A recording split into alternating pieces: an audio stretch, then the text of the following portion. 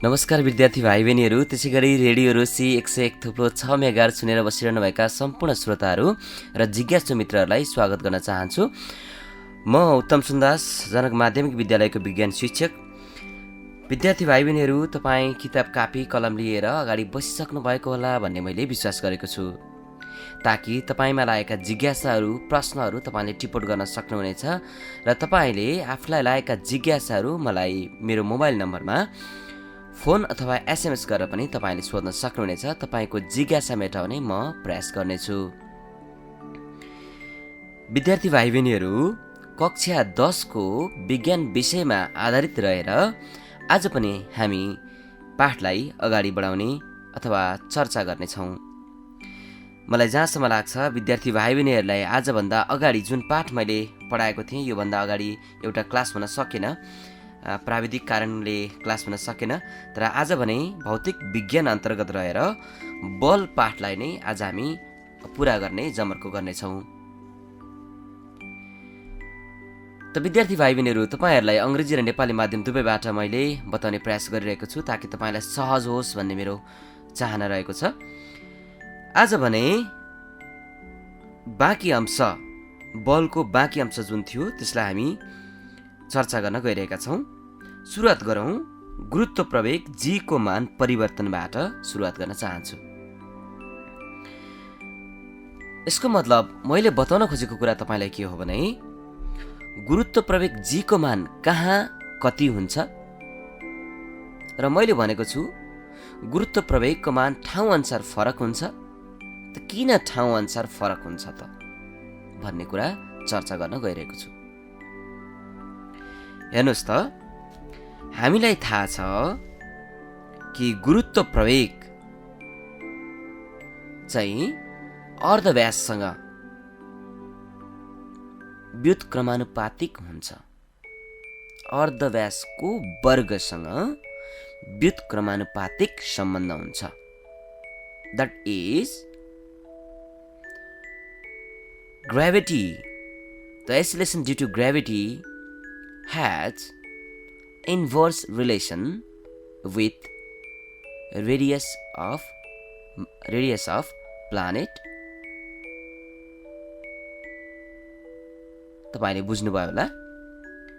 यसको मतलब के हो भनेर भन्दाखेरि गुरुत्व प्रवेगको मान अर्धव्यास बढ्दाखेरि अथवा दूरी बढ्दाखेरि घट्ने र अर्धव्यास घट्दाखेरि अथवा दूरी घट्दाखेरि केन्द्रीय दूरी घट्दाखेरि गुरुत्व प्रवेगको मान बढ्ने हुन्छ। क्लियर कन्सेप्ट तपाईले यो बनाउनु पर्यो। The acceleration due to gravity increases when the radius of the earth or radius of any planet decreases, whereas the acceleration due to gravity decreases when the radius or the distance between the center increases. बुझ्नुभयो? व्युत्क्रमानुपातिक सम्बन्ध भएका कारण एउटा बढ्दा अर्को घट्ने, एउटा घट्दा अर्को बढ्ने हुन्छ। त तपाईलाई यहाँ बताउन खोजेँ मैले पृथ्वी गुरुत्व प्रवेगको मान पृथ्वीको भूमध्य रेखीय क्षेत्रमा सबभन्दा कम 9.78 मिटर पर सेकेन्ड स्क्वायर र ध्रुवीय क्षेत्रमा सबैभन्दा बढी 9.38 मिटर पर सेकेन्ड स्क्वायर हुन्छ। गुरुत्व प्रवेगको मान पृथ्वीको भूमध्य रेखीय क्षेत्रमा सबभन्दा कम 9.78 मिटर पर सेकेन्ड स्क्वायर, किनभने पृथ्वीको भूमध्य रेखीय अर्धव्यास ध्रुवीय अर्धव्यास भन्दा लामो हुन्छ। कारण चाहिँ के हो भन्दाखेरि पृथ्वीको भूमध्य रेखीय अर्धव्यास ध्रुवीय अर्धव्यास भन्दा लामो हुन्छ। अब तपाईलाई मैले बताउन खोजेँ पृथ्वीको सतहमा गुरुत्व प्रवेगको मान सबैभन्दा बढी 9.8 मिटर पर सेकेन्ड स्क्वायर हुन्छ। कति हुँदो रहेछ, अथवा यसलाई औसत पनि भनिन्छ। गुरुत्व प्रवेगको मान पृथ्वीको सतहमा एभरेजमा 9.8 मिटर पर सेकेन्ड स्क्वायर हुन्छ। अब अर्को कुरा पनि म तपाईँलाई बताउँ, सतहभन्दा माथि र तल दुवैतिर गुरुत्व प्रवेगको मान घट्दै जान्छ। त्यस्तै गुरुत्व प्रवेगको मान हिमालमा भन्दा तराईमा बढी हुन्छ। अब म तपाईँलाई स्पष्टीकरण दिन चाहन्छु। कन्सेप्ट क्लियर के बनाउनु पर्यो भने तपाईँले गुरुत्व प्रवेगको मान हिमाली क्षेत्रमा भन्दा तराई क्षेत्रमा बढी हुन्छ, कन्सेप्ट नम्बर 1। त्यस्तै सगरमाथाको टुप्पोमा भन्दा सगरमाथाको फेदमा गुरुत्व प्रवेगको मान बढी हुन्छ। The acceleration due to gravity is more on the base of the Mount Everest than on its top. टपमा भन्दा बेसमा चाहिँ एक्सेलरेसन ड्यू टु ग्राभिटी के हुन्छ, बढी हुन्छ। त्यस्तै the acceleration due to gravity is more on Terai region than at Himalayan region, अथवा Himalayan region भन्दा चाहिँ तराई रिजनमा चाहिँ एक्सेलरेसन ड्यू टु ग्राभिटी बढी हुन्छ। अब तपाईँलाई यो बताउँछु कारण किन त्यसरी तराईमा चाहिँ गुरुत्व प्रवेगको मान बढी हुन्छ त भनेर भन्दाखेरि, अघि नै मैले तपाईँलाई सम्बन्ध बताइसकेको छु कि गुरुत्व प्रवेग चाहिँ केसँग भर पर्छ त, केन्द्रीय दूरीको वर्गसँग। अब हिमालयन रिजनमा तपाईँ हेर्नुहोस्, डाँडा काँडा छ, अग्लो होचो छ, त दूरी के छ, बढी छ। जब दूरी बढी भयो गुरुत्व प्रवेगको मान घटी भयो। तराई रिजनमा हेर्नुहोस्, दूरी के छ, कम छ, सम्मो छ, प्लेन छ, डिस्टेन्स इज लेस। त यसको मतलब के भयो कि दूरी कम हुनु अथवा अर्धव्यास कम हुनुको मतलब गुरुत्व प्रवेगको मान बढी हुने भयो। त्यस्तै सगरमाथाको टुप्पोमा कुरा गरौँ, सगरमाथाको फेदमा भन्दा टुप्पोमा जाँदाखेरि दूरी के हुने भयो, हाइट बढ्ने भयो। सगरमाथाको फेदसम्म आर थियो भने सगरमाथाको टुप्पोमा जाँदा हाइट एच पनि थपियो। त जब डिस्टेन्स बढी भयो गुरुत्व प्रवेगको मान कम भयो, त्यस हुनाले सगरमाथाको टुप्पोमा गुरुत्व प्रवेगको मान कम हुन्छ। As height is also added there, height पनि त्यहाँ के हुन्छ त, जोडिएको हुन्छ, जसले गर्दा गुरुत्व प्रवेगको मान सगरमाथाको टुप्पोमा के हुने भयो, कम हुने भयो। अब तपाईँलाई यसैसँग रिलेट गरेर म तौलको बारेमा कुरा गर्छु। यो सम्बन्ध एकदम क्लियर भएर लेख्नु होला, तपाईँले सजिलो हुनेछ। हेर्नुहोस् है, लेख्नुहोस्, 3वटा कुराहरू चाहिन्छ। एउटा अर्धव्यास, कुनै पनि ग्रह अथवा उपग्रहको अर्धव्यास, त्यसै गरी गुरुत्व प्रवेग, र त्यसै गरी अर्को लेख्नुहोस् तौल। यसको सम्बन्ध म बताउँछु है। अर्धव्यास बढ्यो गुरुत्व प्रवेग घट्यो, लेख्नु भएको छ। अर्धव्यास बढ्यो गुरुत्व प्रवेग घट्यो भने तौल पनि घट्यो। सम्बन्ध बुझ्नुभयो? अर्धव्यास बढ्यो गुरुत्व प्रवेग घट्यो, तौल पनि घट्यो। त्यस्तै अर्धव्यास घट्यो गुरुत्व प्रवेग बढ्यो, तौल पनि बढ्यो। मतलब तौल र गुरुत्व प्रवेगको चाहिँ सम्बन्ध समानुपातिक हुन्छ, एउटा बढ्दा अर्को पनि बढ्छ। Weight and acceleration due to gravity has direct relation, एउटा बढ्दा अर्को पनि बढ्छ, एउटा घट्दा अर्को पनि घट्छ। तर अर्धव्यास र गुरुत्व प्रवेगको रिलेसन हेर्दाखेरि चाहिँ एउटा बढ्दा अर्को घट्ने नेगेटिभ रिलेसन जस्तो छ, इन्भर्स रिलेसन भनौँ न। यहाँसम्म तपाईँ क्लियर हुनुभयो होला। अर्धव्यास, गुरुत्व प्रवेग, तौल। अर्धव्यास बढ्यो, तौल घट्यो। सरी, अर्धव्यास बढ्यो, गुरुत्व प्रवेग घट्यो, तौल पनि घट्यो।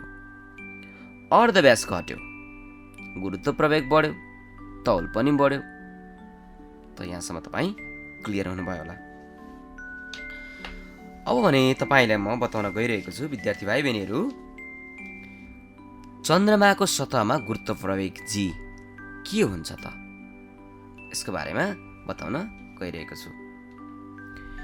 चन्द्रमाको पिण्ड पृथ्वीको भन्दा कम छ, याद गर्नु होला, चन्द्रमाको पिण्ड पृथ्वीको भन्दा कम छ, त्यसैले चन्द्रमाको गुरुत्व प्रवेग पनि पृथ्वीको भन्दा कम हुन्छ।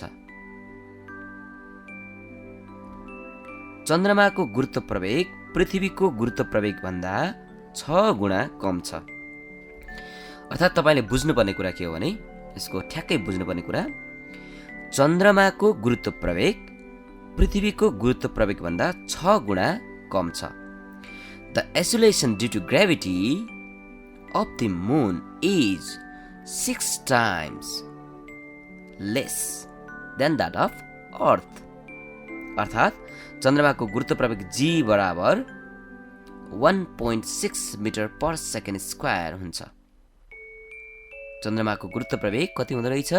चन्द्रमाको गुरुत्व प्रवेगको मान 1.6 मिटर पर सेकेन्ड स्क्वायर हुन्छ। बुझ्नुभयो? कति हुँदो रहेछ? 1.6 मिटर पर सेकेन्ड स्क्वायर। यससम्म तपाईँ स्पष्ट हुनुभयो होला। अब म तपाईँलाई एकदमै महत्त्वपूर्ण कुरा बताउन गइरहेको छु। पृथ्वीको गुरुत्व प्रवेग 9.8 मिटर पर सेकेन्ड स्क्वायर एभरेजमा हुन्छ भनेर मैले भने, त त्यसो भन्नुको अर्थ के हो? पृथ्वीको गुरुत्व प्रवेग 9.8 मिटर पर सेकेन्ड स्क्वायर छ भन्नुको अर्थ के हो? The acceleration due to gravity of the earth is 9.8 meter per second square. What does it mean? यसको उत्तर म बताउन गइरहेको छु, तपाईले टिप्पणी गर्नु होला है त। पृथ्वीको गुरुत्व प्रवेग 9.8 मिटर पर सेकेन्ड स्क्वायर छ भन्नाले बिना अवरोध स्वतन्त्र रूपले पृथ्वीको सतहतिर खसिरहेको वस्तुको गति प्रत्येक सेकेन्डमा 9.8 मिटर पर सेकेन्ड का दरले बढ्दै जान्छ भन्ने बुझिन्छ। फेरि बुझ्नु होला है त। यसो भन्नुको मतलब चाहिँ के रहेछ भने, कुनै पनि वस्तु पृथ्वीको सतहतिर खसिरहेको छ, कुनै अवरोध छैन, हावाले पनि त्यसलाई छेकेको छैन भने त्यस्तो बेलामा चाहिँ त्यो वस्तु प्रत्येक सेकेन्डमा 9.8 मिटर पर सेकेन्ड का दरले त्यसको स्पिड बढ्दै जान्छ भन्ने बुझिन्छ। बुझ्नुभयो? It means the velocity of freely falling body increases by 9.8 meter per second square in each second. यहाँसम्म तपाईँ बुझ्नुभयो होला। विद्यार्थी भाइ बहिनीहरू, तपाईँलाई मैले यसरी भनिरहँदा अलि छिटो पनि लाग्न सक्छ, तर तपाईँले टिपोट गर्ने कुरालाई चाहिँ छुटाउनु हुँदैन है त। अब भने म तपाईँलाई बताउन गइरहेको छु प्वाख र सिक्काको प्रयोगको निष्कर्षको बारेमा बताउन गइरहेको छु। What is the conclusion of coin and feather experiment? यसको निष्कर्ष मात्रै मैले बताउन खोजेँ तपाईँलाई। प्वाख र सिक्काको प्रयोगबाट यो कुरा स्पष्ट हुन्छ कि हावाको अवरोध नभएको अवस्थामा, जब हावाको अवरोध छैन, हावाले छेकेको छैन, हावाको अवरोध नभएको अवस्थामा स्वतन्त्र रूपले खसिरहेको सबै वस्तुहरू एउटै गतिले सँगसँगै खस्दछन्। तपाईले के बुझ्नु पर्यो भने, यदि हावाको अवरोध छैन भनेदेखि दुईवटा वस्तुहरू एउटै गतिले, समान गतिले तलतिर खस्छन्। हामीलाई थाहा छ कि एउटा सिक्का र एउटा प्वाखलाई हामीले एउटा घरको माथिबाट माथिल्लो तलाबाट खसाल्यौँ भने पक्कै पनि सिक्का चाहिँ चाँडो खस्छ प्वाखभन्दा। तर यदि त्यहाँ चाहिँ हावा थिएन भने अथवा कुनै पनि अवरोध थिएन भने सिक्का र प्वाख एकैचोटि भुइँमा खस्थे। एउटै स्पिडमा एकैचोटि भएमा आइपुग्थे। तर त्यहाँ हावाको अवरोध छ। त हावाको अवरोध भएको बेलामा चाहिँ के हुन्छ त भन्दाखेरि हावाको अवरोध भएको बेलामा जसको सतहको क्षेत्रफल बढी छ त्यो वस्तु चाहिँ बिस्तारै खस्छ र जसको सतहको क्षेत्रफल सानो छ त्यो वस्तु छिट्टै खस्छ। जस्तो उदाहरणको लागि सिक्का र प्वाख लिँदाखेरि सिक्का चाँडो भएमा खस्छ, पक्कै पनि तपाईँलाई थाहा छ। सिक्का चाँडै भएमा खस्नुको कारण के त भन्दाखेरि सिक्काको क्षेत्रफल के छ, सानो छ। तर हेर्नुहोस् त प्वाखको सतहको क्षेत्रफल के छ, ठुलो छ। त्यस हुनाले त्यसमा हावाको अवरोध पनि बढी लाग्छ र बिस्तारै खस्छ। When there is no air resistance, everybody falls with the same speed. But when there is air resistance or any kind of resistance, at that time, the body which have less surface area falls faster. यहाँसम्म तपाईँ बुझ्नुभयो होला। अब तपाईँलाई म बताउँछु हवाईजहाजबाट लिएर खस्दा के हुन्छ। हवाईजहाजबाट प्यारासुट लिएर खस्दा के हुन्छ हामी यसरी बुझौँ। तपाईँले एरोप्लेनबाट हवाईजहाजबाट प्यारासुट लिएर हाम फाल्दाखेरि चाहिँ हामी सहजै अथवा सजिलै चाहिँ पृथ्वीको सतहमा आइपुग्छौँ। हामीलाई कुनै पनि चोटपटक नलाइकन आइपुग्छौँ। किन होला? एउटा घरको छतबाट हामी हाम फाल्यौँ अथवा एक तला दुई तला माथिबाट हामी हाम फाल्यौँ भने हामीलाई चोटपटक लाग्छ। तर त्यत्रो हाइटमा रहेको एरोप्लेनबाट हामी हाम फाल्दाखेरि, प्यारासुट लिएर हाम फाल्दाखेरि हामी सुरक्षित अवतरण हुन्छौँ। किन होला? There will be safe landing on Earth while we jump from aeroplane with parachute. Why? यसको उत्तर म बताउँछु। हेर्नुहोस् त के हुन्छ भन्दाखेरि हवाईजहाजबाट प्यारासुट लिएर खस्दा, जब हामी हवाईजहाजबाट प्यारासुट लिएर खस्छौँ, त्यो प्यारासुट लिएर खस्दाखेरि त्यो प्यारासुट चाहिँ ओपन हुन्छ, प्यारासुट खुल्छ। जब प्यारासुट खुल्छ नि, प्यारासुट खुलिसकेपछि हेर्नुहोस् त, त्यो तपाईँले एउटा छाता सम्झिनुहोस्। तपाईँको जब छाता बन्द गरिएको हुन्छ, छाताको एरिया के हुन्छ त, क्षेत्रफल सानो हुन्छ।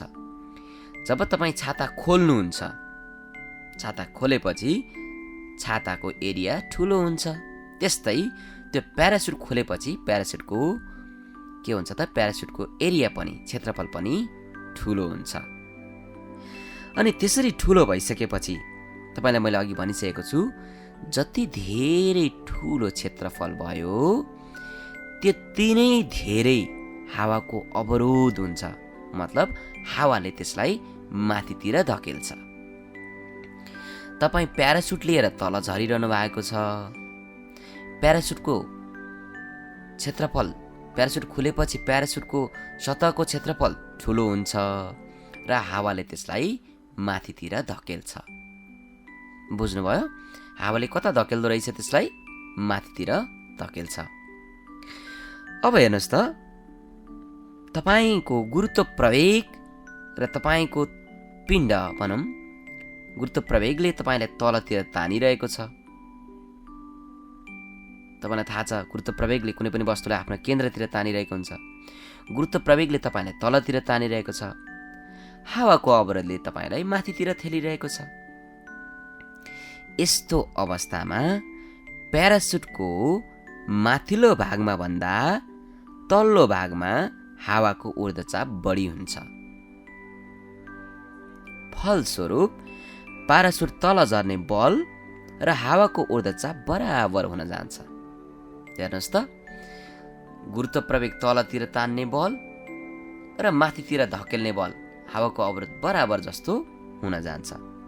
जसले गर्दा गुरुत्व प्रवेगको मान 0 हुन गई प्यारासुट समान गतिमा तलतिर झर्छ। त यसरी समान गतिमा तलतिर झरेको अवस्थामा हामी सजिलैसँग के हुन सक्छौँ? अवतरण हुन सक्छौँ। बुझ्नुभयो त? मेन कन्सेप्ट के रहेछ? प्यारासुट खुलेपछि प्यारासुटको सतहको क्षेत्रफल बढ्ने रहेछ। प्यारासुटको सतहको क्षेत्रफल बढेपछि हावाले माथितिर धकेल्ने रहेछ त्यसलाई, तर गुरुत्व प्रवेगको कारणले तलतिर तान्ने रहेछ। तलतिर तान्ने बल र माथितिर धकेल्ने बल लगभग बराबर जस्तो हुन्छ, जसले गर्दा प्यारासुट बिस्तारै तलतिर खस्छ र हामी पृथ्वीको सतहमा सुरक्षितसँग अवतरण हुन्छौँ। When the parachute opens, at that time, the surface area of parachute increases. The air resistance will be more on surface area. The acceleration due to gravity is nearly equal to air resistance or upthrust to the parachute. At that time, when there will be balance between the air resistance and gravity, the parachute falls with less speed or less velocity. Then there will be safe landing on Earth. यहाँसम्म तपाईले बुझ्नुभयो होला। अब भने म तपाईलाई पिण्डको विषयमा कुरा गर्न गइरहेको छु। Mass, I am going to talk about mass. के हो त पिण्ड भनेको? विद्यार्थी भाइ बहिनीहरू, कुनै पनि वस्तुमा रहेको पदार्थको जम्मा परिमाणलाई त्यस वस्तुको पिण्ड भनिन्छ। कुनै पनि वस्तुमा रहेको पदार्थको जम्मा परिमाण। The total quantity of matter contained in a body is called its mass. र पिण्डको SI एकाइ किलोग्राम हो। The SI unit of mass is kg. अब एउटा कुरा अर्को पनि जानकारी गरौँ। पिण्डलाई जुनसुकै संसारको जुनसुकै ठाउँमा लगे पनि पिण्ड समान रहन्छ, एउटै रहन्छ। अब कुरा गरौँ तौलको विषयमा। Let's talk about weight. कुनै पनि वस्तुलाई पृथ्वीले आफ्नो केन्द्रतिर तान्ने बलको नाप नै वस्तुको तौल हो। कुनै पनि वस्तुलाई पृथ्वीले आफ्नो केन्द्रतिर तान्ने बलको नाप नै के हो त? तौल हो। अर्थात् कुनै वस्तुको तौल भन्नाले वस्तु रहेको ठाउँको गुरुत्व प्रवेग र त्यस वस्तुको पिण्डको गुणनफल भन्ने बुझिन्छ। अर्थात् तपाईले के बुझ्नु पर्यो भने तौललाई हामी W ले डिनोट गर्छौँ। W बराबर M मल्टिप्लाई G हुन्छ। अथवा पिण्डलाई जब हामीले गुरुत्व प्रवेगले गुणन गर्छौँ तब तौल आउँछ। त तौल भनेको पिण्ड र गुरुत्व प्रवेगको गुणनफल हो। यसरी पनि तपाईले बुझ्न सक्नुहुनेछ। Let's talk about स्वतन्त्र खसाई, फ्री फल। के हो त स्वतन्त्र खसाई भनेको? बिना अवरोध कुनै पनि वस्तु गुरुत्व प्रवेगको गतिमा खसिरहनुलाई स्वतन्त्र खसाई भनिन्छ। अर्थात् कुनै पनि अवरोध बिना वस्तु खस्छ भने त्यसलाई हामी के भन्छौँ त? स्वतन्त्र खसाई। कुनै पनि अवरोध बिना वस्तु खस्नुलाई स्वतन्त्र खसाई। अवरोध बिना खस्नु स्वतन्त्र खसाई। If a body falls freely without any resistance, then it is called free fall. र स्वतन्त्र खसाइको अवस्थामा वस्तुको गति बढ्ने दर गुरुत्व प्रवेग G सँग बराबर हुन्छ। अब तपाईलाई म बताउन गएँ तौल विहीनताको विषयमा चर्चा गर्न गएँ। Let's talk about weightlessness. वस्तुको तौल शून्य हुनुलाई तौल विहीनता भनिन्छ। वस्तुको तौल शून्य हुनुलाई के भनिन्छ? तौल विहीनता भनिन्छ। स्वतन्त्र खसाइको अवस्थामा वस्तु तौल विहीन हुन्छ। यो कुरा पनि तपाईले बुझ्नु पर्यो। तौल विहीनता भनेको the weight of body seems to be zero, then it is called weightlessness. तपाईलाई परीक्षामा धेरै पटक सोधेको प्रश्न अन्तर्गत लाँदैछु। प्रश्न सोध्छ तपाईलाई वस्तु तौलविहीनता हुने कुनै 2वटा अवस्था लेख्नुहोस् भनेर धेरै पटक सोधेको छ। अब यसको विषयमा पनि कुरा गरौँ है त। Write any 2 conditions to be weightlessness. अब कुरा गरौँ ती 2वटा अवस्था भनेको, एउटा भनेको स्वतन्त्र खसाइको अवस्थामा ड्युरिङ फ्री फल, स्वतन्त्र खसाइको अवस्थामा वस्तु तौलविहीन हुने रहेछ। अर्को भनेको गुरुत्व प्रवेगको मान 0 भएको अवस्थामा, when the acceleration due to gravity is 0. The value of acceleration due to gravity is 0. Job acceleration due to gravity को मान 0 हुन्छ त्यतिखेर पनि के हुँदो रहेछ त तपाईले बुझ्नु पर्यो, त्यतिखेर पनि वेटलेसनेस हुँदो रहेछ। विद्यार्थी भाइ बहिनीहरू, हामीले यहाँसम्म आज चर्चा परिचर्चा गर्यौं। अब तपाईलाई म महत्त्वपूर्ण प्रश्नतर्फ लाने प्रयासमा छु। अब तपाईलाई कुरा गर्नेछु। हुन त यो विषयमा धेरै कुरा गर्न बाँकी नै छन्, तैपनि म तपाईलाई गणितीय सूत्रहरूको विषयमा चाहिँ थोरै चर्चा गर्नेछु। तपाईले सूत्र लेख्न सक्नुहुनेछ। हामीसँग थोरै समय बाँकी छ। Let's write some formulas. लेख्न सुरु गरौँ है त। म बिस्तारै भन्ने प्रयास गर्छु, तपाईँ छिटो छिटो लेख्ने प्रयास गर्नुहोस् है त। नम्बर 1, कुनै 2 वस्तुहरू बीचको गुरुत्व आकर्षण बल। कुनै 2 वस्तुहरू बीचको गुरुत्व आकर्षण बल, gravitational force between any 2 objects, any 2 bodies. F बराबर G, कैपिटल G लेख्नुहोस् है, capital G M1 multiply M2 upon D square, जहाँ G भनेको गुरुत्वाकर्षण अचर, ग्रेभिटेशनल कन्स्ट्यान्ट, जसको मान 6.67 multiply 10 to the power -11 newton metre square per KG square हुन्छ। जी को मान कति हुँदो रहेछ? 6.67 multiply 10 to the power -11 newton metre square per KG square हुन्छ।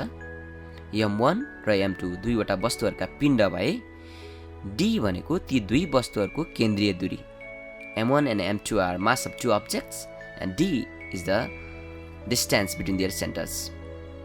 त्यस्तै गरी गुरुत्व प्रवेग पृथ्वीको सतहमा भनौं अथवा सगरमाथाको फेदमा अथवा उचाइ नदिएको अवस्थामा, 3वटा अवस्था लेख्नुहोस्। गुरुत्व प्रवेगको मान पृथ्वीको सतहमा अथवा सगरमाथाको फेदमा अथवा उचाइ नदिएको अवस्थामा। Acceleration due to gravity on the earth's surface, base of Mount Everest, or when the height is not given. G equals to Gm upon R square, अथवा G भनेको चाहिँ स्मल g लेख्नुहोस्। स्मल g बराबर capital G capital M upon R square, capital R square. Small g भनेको गुरुत्व प्रवेग, capital G भनेको अघि नै मैले भनिसकेको छु गुरुत्वाकर्षण अचर, M भनेको वस्तुको पिण्ड, मास अफ अब्जेक्ट, र R भनेको ती 2 वस्तुहरूको केन्द्रीय दूरी भइहाल्यो। अब उचाइ दिएको अवस्थामा यसैमा गुरुत्व प्रवेग नै जब सगरमाथाको टुप्पोमा भनौं अथवा उचाइ दिएको अवस्थामा, when height is given or at the top of Mount Everest, G equals to capital G capital M upon bracket में लेख्नुहोस् तल R plus H को whole square, that is small g equals to capital G capital M upon R plus H को whole square. मैले तपाईलाई G M को सबैको बताइसकेको छु, H को बारेमा बताएको छैन। H भनेको उचाइ, Gm upon R plus H को whole square, Gm upon R plus H को होल स्क्वायर, H भनेको चाहिँ उचाइ भयो। अब नम्बर 4 मा लेख्नुहोस् तौल। तौल W equals to M multiply G, पिण्ड इन्टु गुरुत्व प्रवेग। र 5 मा लेख्नुहोस् दुईवटा अर्धव्यास र तौल दिएको अवस्थामा W1 upon W2 equals to R2 upon R1 को होल स्क्वायर। लेख्नुभयो W1 upon W2 equals to R2 upon R1 को होल स्क्वायर। W1 भनेको एउटा वस्तुको तौल अनि W2 भनेको अर्को वस्तुको तौल, R2 भनेको W2 जुन वस्तुको तौल छ त्यो वस्तुको अर्धव्यास, R1 भनेको चाहिँ जुन वस्तुको तौल W1 छ त्यसको अर्धव्यास, अथवा W1 र R1 एउटा भयो, W2 र R2 एउटा भयो। W1 एउटा वस्तुको तौल र R1 त्यही वस्तुको अर्धव्यास, W2 अर्को वस्तुको तौल र R2 त्यही वस्तुको अर्धव्यास। त्यसको सूत्र दुईवटा अर्धव्यास र तौल दिएको अवस्थामा when two radius and weight is given W1 upon W2 equals to R2 upon R1 को होल स्क्वायर। त विद्यार्थी भाइ बहिनीहरू आज भने हामीले यहाँसम्म चर्चा गऱ्यौँ। सम्पूर्ण विद्यार्थी भाइ बहिनीहरू त्यसै गरी जिज्ञासु मित्रहरू र रेडियो रुसी 101.6 मेगाहर्ज सुनेर बस्नुभएका सम्पूर्ण श्रोताहरूलाई धेरै धेरै धन्यवाद व्यक्त गर्न चाहन्छु। 45 मिनटको समय मसँग बिताउनु भयो। मेरो समय परेको बेलामा तपाईँले रुटिन प्राप्त गर्न सक्नुहुनेछ र मेरो समय परेको बेलामा फेरि पनि तपाईँले मेरो क्लास सुन्न सक्नुहुनेछ। अहिलेलाई भने तपाईँ सम्पूर्णसँग प्राविधिक मित्र शोभा मगलाई पनि धेरै धेरै धन्यवाद व्यक्त गर्दै तपाईँ सम्पूर्णसँग बिदा लिन चाहन्छु। सुन्दै गर्नुहोला रेडियो रुसी 101.6 मेगाहर्ज। नमस्कार।